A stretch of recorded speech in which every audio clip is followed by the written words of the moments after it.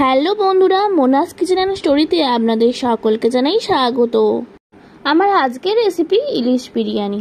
ইলিশ মাছ আর বিরিয়ানি দুটোই সবার খুব প্রিয়, আর সেই দুটোর যৌথ সমন্বয়ে যদি বিরিয়ানি হয় তাহলে কেমন হয়। তাহলে চলুন না দেরি না করে রেসিপিটা বানিয়ে ফেলি।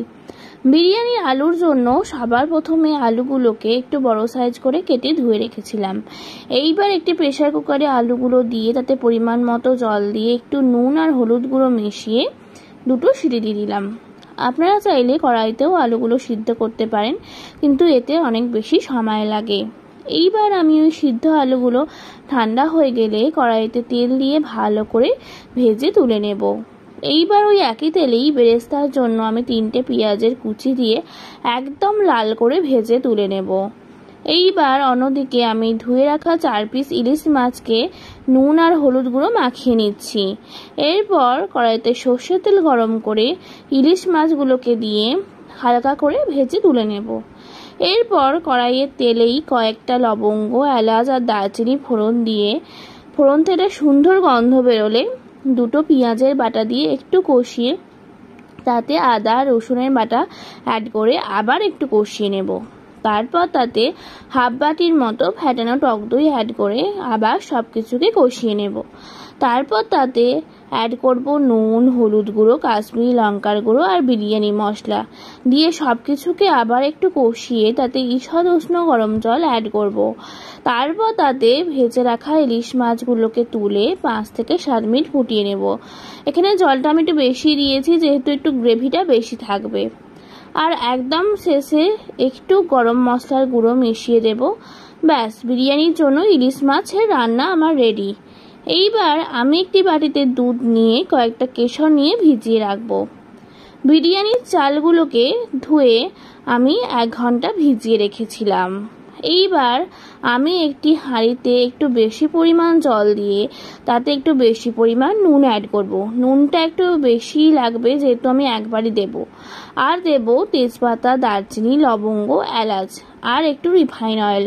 রিফাইন অয়েলটা দিলে ভাতগুলো একে অপরের সাথে লেগে যাবে না।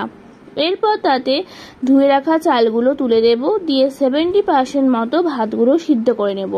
খুব বেশি সিদ্ধ করলে যেহেতু পরে আবার বিরিয়ানি দমে থাকবে, তখন ভাতগুলো একে অপরের সঙ্গে জড়িয়ে যেতে পারে। এরপর আমি পাখার হাওয়ায় ভাতগুলোকে মিলে প্রায় 15 মিনিট ধরে ঠান্ডা করে নেব।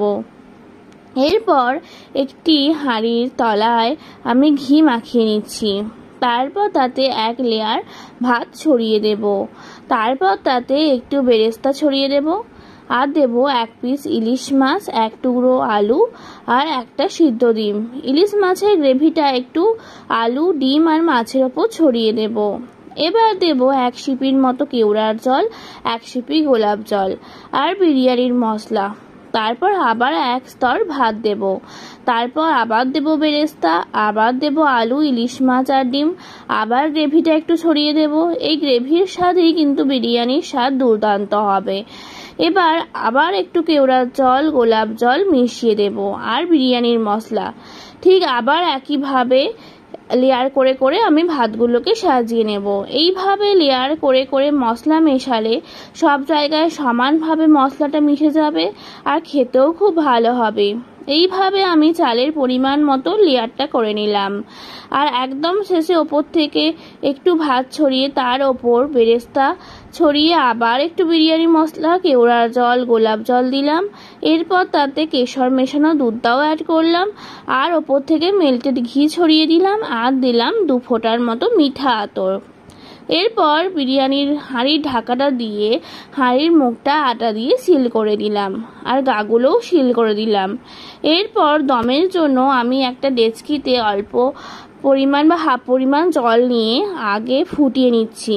তারপর তার ওপর আমি ওই বিরিয়ানির হাঁড়িটা বসিয়ে দিলাম লো ফ্লেমে 30 মিনিটের মতো। এরকমভাবে বিরিয়ানি করলে বিরিয়ানির যে চালগুলো অনেক সময় সরাসরি যদি আমরা গ্যাসে বসাই তাহলে চালগুলো অনেক সময় ধরে যায়, তাই আমি এইভাবেই দমে বসাই। দিয়ে 30 মিনিট পর 10 মিনিট স্ট্যান্ডিং টাইমে রেখে দেব। তারপর একটি পাত্রে সার্ভ করব ইলিশ মাছ, ডিম আর আলুর সাথে। রান্নাটা কেমন লাগলো অবশ্যই জানাবেন কিন্তু। এরকমই নিত্য নতুন রেসিপির আপডেট পেতে আপনারা চ্যানেলটা সাবস্ক্রাইব করে বেল আইকনটা প্রেস করে রাখবেন।